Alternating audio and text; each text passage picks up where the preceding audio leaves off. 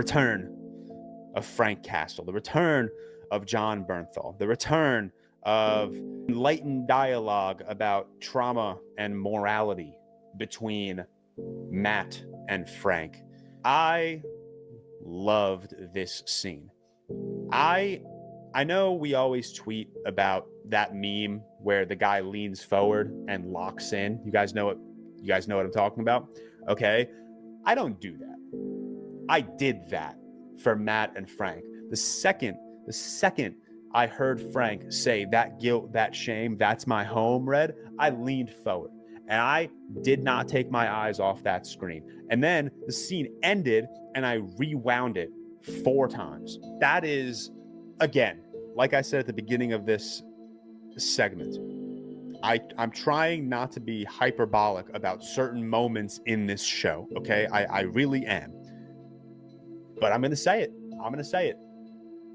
That is one of the best conversations in comic book filmmaking or TV making ever. That rivals Goblin and Spidey in Spider-Man 1, 2002 on the roof.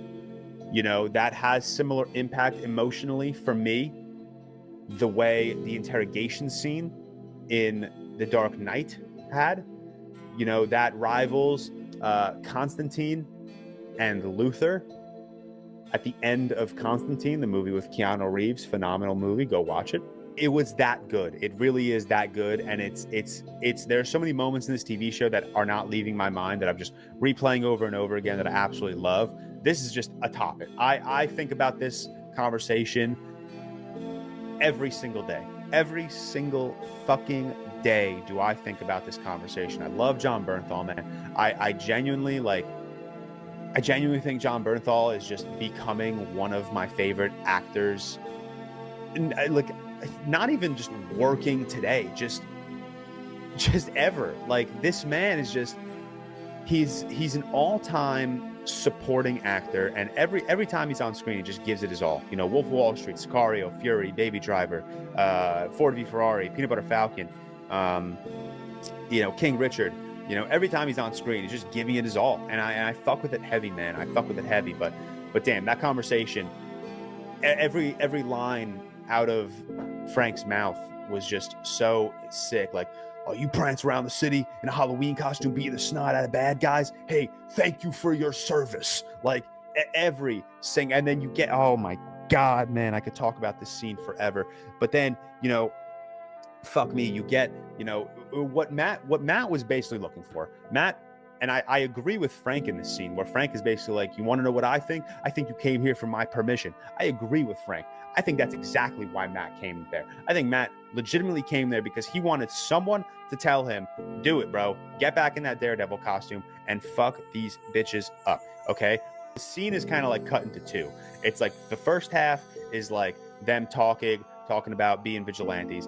And then Frank hits Matt with the, yeah, what about your friend Foggy? You saved his life? And in that moment, I was like, oh, don't say that. That's not what you should say in the moment. That's not cool.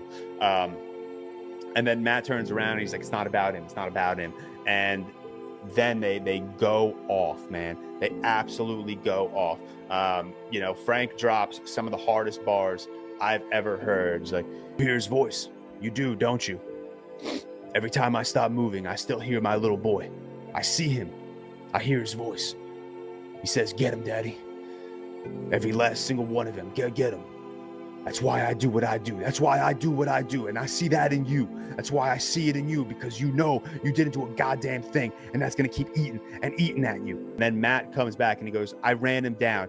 And this is where, I mean, it's not funny, but it's Frank, and Frank's awesome. And Matt's like, I ran him down, and he's like, I did what I had to do, and I let the system take care of the rest. And Frank's like, oh, you and your goddamn system. So what now? Every day Bullseye goes to the chow hall, eats his slop. You know he gets to breathe the same air you breathe. You feel good about that? And then Matt goes, he got life. And then it's like a very somber score, kind of echoing across the halls of wherever the fuck Frank lives. And he's like, yeah, how about Foggy? He get life?